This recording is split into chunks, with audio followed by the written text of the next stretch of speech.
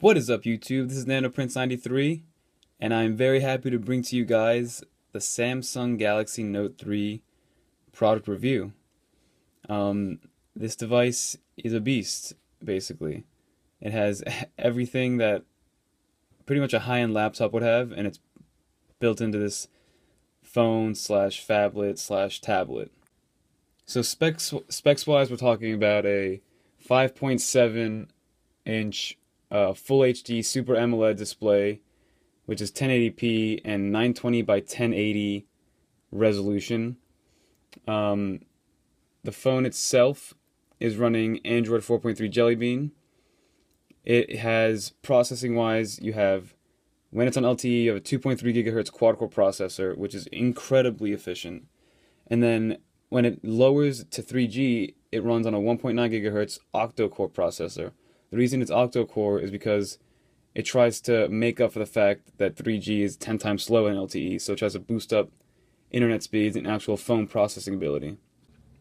Camera-wise, guys, you're looking at a 13 megapixel camera on the back with flash and full 1080p recording power with slow-mo and burst mode, which lets you take multiple pictures at the same time. In the front, you have a 2 megapixel camera, which also has a slow-mo capability, and great for just video chatting and Snapchat and stuff like that. It comes either in 32 gig or 64. This is a 32 gig model. Does have an ability for you to put a micro SD card in there, which is awesome. Inside it does have 3 gigabytes of RAM, which is 1 whole gig more than this MacBook Air has, which is out of this world. Those 3 gigs of RAM is what separates this phone from basically any other phone. You'll be able to see how much this phone can do at the same time, which I'll show you guys more as the video goes on. We'll go around the phone actually.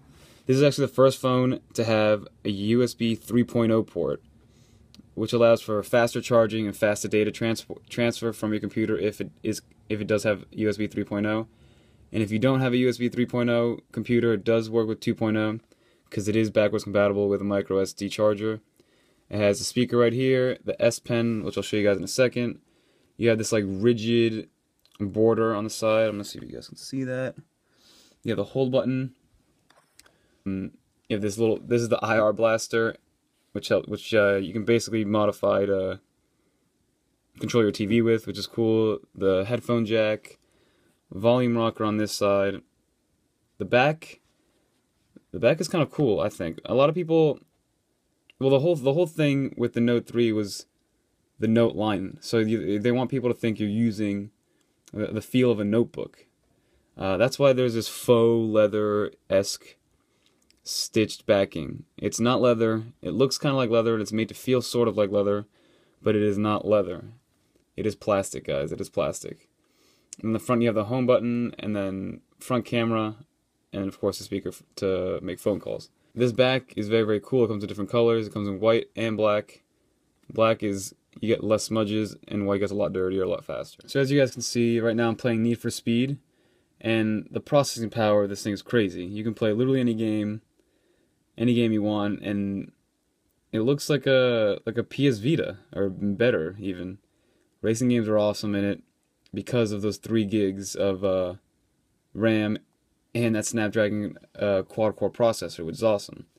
I found that when you go to big websites, it handles it very, very easily. You can zoom in and out of websites. Like right now, we're going to CNN.com. Right now, we're going to go to CNET.com.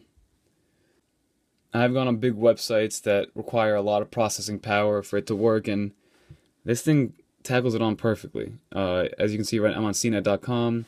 You can zoom in and out. Everything's very, very crisp, as you can see with the letters. There's no real blurriness the closer you get. You got great zoom. You can move around very, very easily, go from page to page like it's nothing. So let's go. See the brand new S5. Loads of the page. I'm not doing a benchmark test because it's been rumored that Samsung devices know when they're being benchmark tests. So, for instance, they run to maximum capacity every single time they get benchmarked, so the benchmark tests don't really tell you anything, because that's not how they actually run. Another one of Samsung's huge selling points is this S Pen. It's just a stylus that's located on the bottom right, and when you take it out, out of the actual device, you get this little air command menu that pops up. And as you can see, if you just hover over it, the pen is not actually touching the screen, but if you hover over it, you can just see the different things like S Finder, pen window, screen write, and my favorite, the action memo. I mean, I'm not a huge stylus person, but it does serve a purpose. I mean, like if you need to jot down a number, for instance, 545111222, all you do is write that number down, and it just recognizes that it's a number, and you can call it, save it, email the person.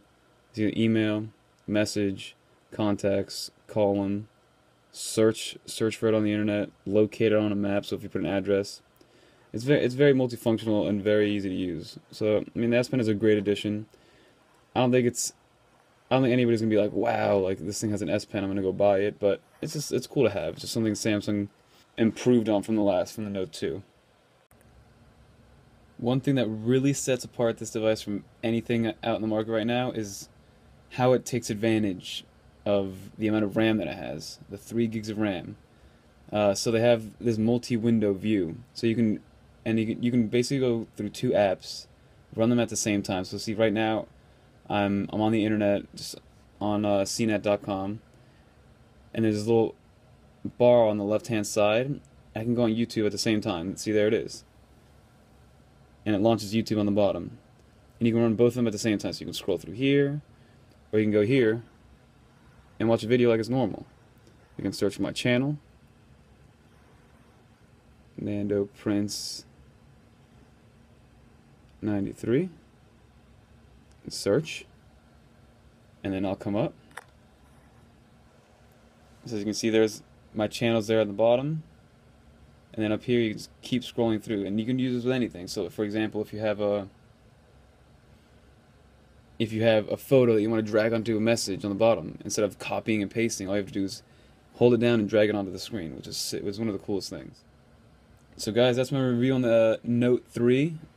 Let me know what you guys think in the comments below. I'll have a link in the description below that like button, for you to be able to check out the specs yourself for the website that's on the screen right now. Again, let me know what you guys think in the comments below. I think this is an awesome device, very cool, very well done, and has a lot of accessories that are coming out, especially since the new Galaxy Gear Watch just came out. So just let me know what you guys think. Please like, comment, rate, and subscribe. Nando Prince out.